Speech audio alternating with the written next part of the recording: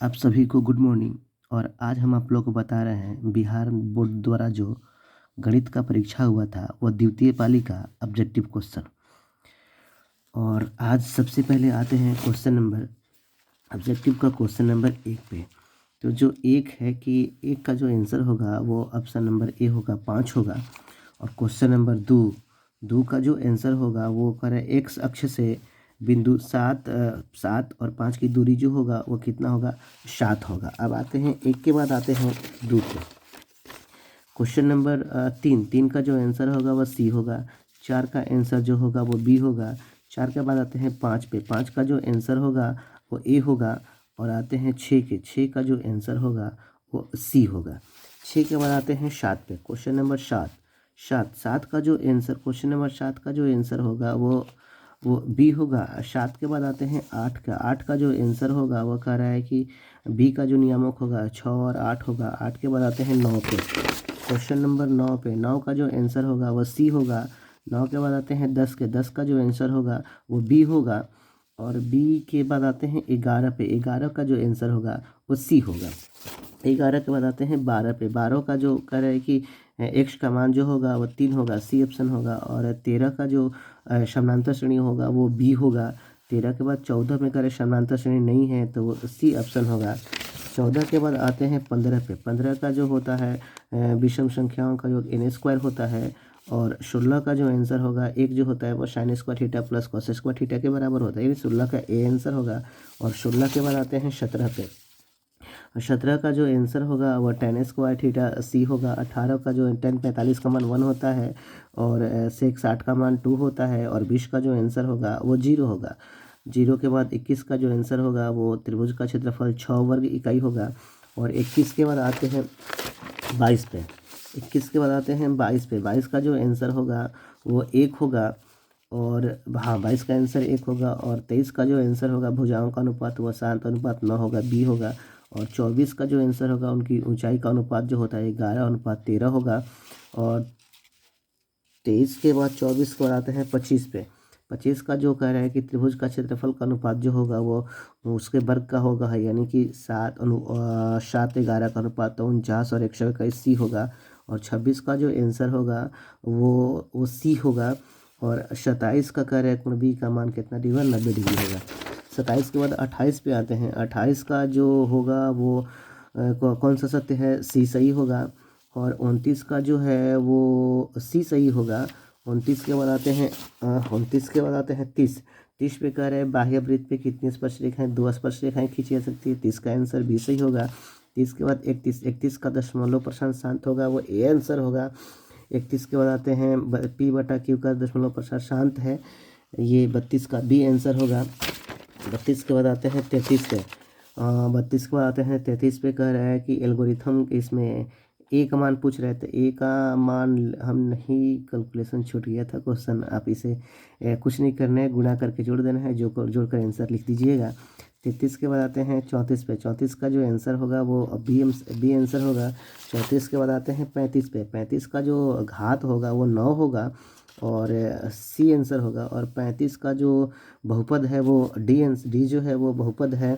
D के 36 के बाद उसके बाद आते हैं 37 में जो द्विघात बहुपद होगा वो बी आंसर होगा।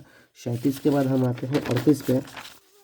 38 का जो आंसर होगा वो बी होगा, 3 अल्फा इंटू बीटा का मान बी होगा। और 38 के बाद 39 पे आते हैं। 39 का मान √2 होगा। और 40 का जो होगा के का मान होगा डी -6/5 होगा। और कितना तक हो गया, और 40 के बाद आते हैं 41 पे। 41 का जो वर्ग अंतराल की लंबाई है वो 4 होगा, सी आंसर होगा। 42 के सम संख्या का योग कितना था 11 होता है, माध्य 11 होगा, 42 का आंसर बी होगा। और 43 का आंसर माध्यिका जो होगा 7.5 होगा। और 44 का बहुलक कितना होगा 8 होगा। 44 के बाद आते हैं 45 पे। 45 पे प्रायिकता नहीं होने की जो बराबर होगा वो बी आंसर होगा, 0.95 होगा। और 46 में नहीं हो सकता है, तो प्रायिकता हमेशा 0 और 1 के बीच में होता है। तो 2.5 0 से बड़ा है, 1 से बड़ा है, सॉरी 1 से बड़ा है, इसलिए इसका आंसर 46 का भी नहीं हो सकता है। 46 के बाद आते हैं कितना 47 पे। 47 के जो बराबरता होगा, क्योंकि ताश की गड्डी में काले रंग का 2 बदसा होता है, इसलिए इसकी प्रायिकता 1/26 होगा।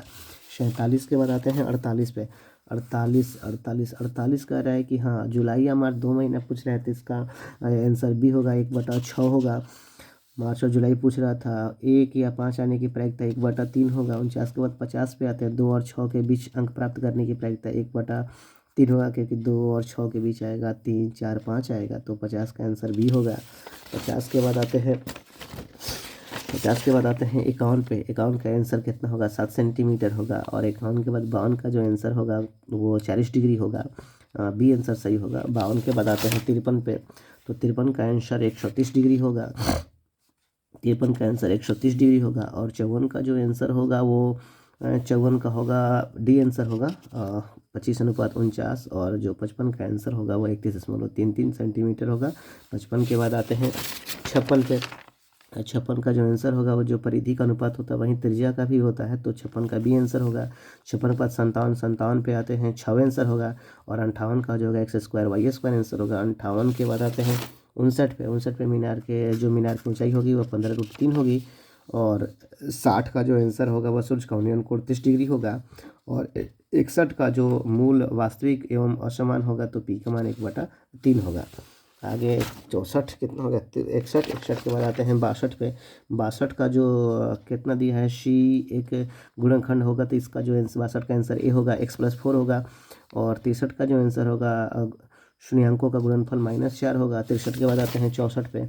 64 का जो कौन सा ये भी छूट गया है हल करने में, कह रहे हैं निम्नलिखित में से कौन सा द्विघात समीकरण है, तो पहला नहीं हो सकता है, चौथा भी नहीं हो सकता है, तीसरा भी नहीं हो सकता है। मेरे हिसाब से शायद बी हो जाना चाहिए, क्योंकि उधर x² इधर बी, यानी कि 64 का बी आंसर होगा।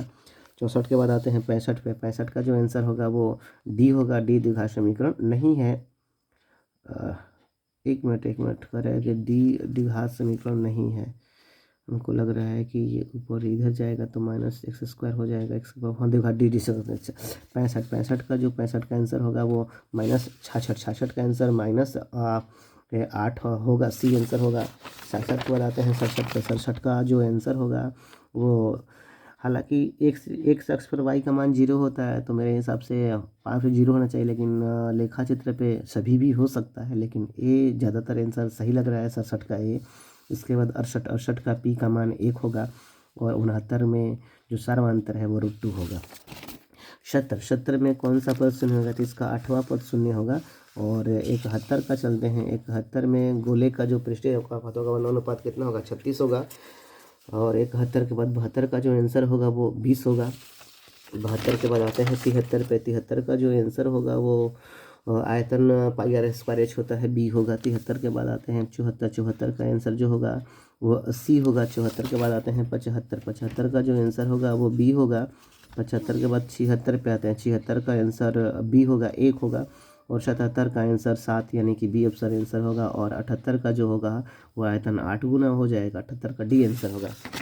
80 तो इसका 80 का इसका भी आंसर छोड़ दिए हम, नहीं हल कर पाए, लग रहा है कि हल करने में छूट गया होगा। आप इसको थोड़ा सा कमेंट बॉक्स में हल करके बताइएगा, ये बाद में हम कमेंट बॉक्स में बता देंगे। कुछ क्वेश्चन हल करने में लग रहा है कि हमको छूट गया है, नहीं हल कर पाए। 81 का आंसर सी होगा। 81 का आंसर कितना होगा? सी होगा। और 82 का आंसर जो होता है वो 1/2 बी आंसर होगा। 82 के बाद 83 का आंसर आते हैं। 83 का आंसर सी होगा। 83 के बाद 84 का आंसर कितना होता है? -√3 होगा। 84 के बाद आते हैं किस पे? 85 पे। 84 के बाद 85 का आंसर cos थीटा का मान बी होगा, 5/13।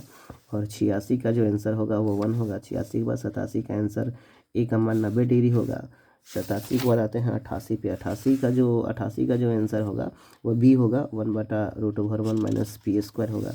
88 के बाद आते हैं 89 पे। 89 का आंसर tan² थीटा होगा, बी होगा।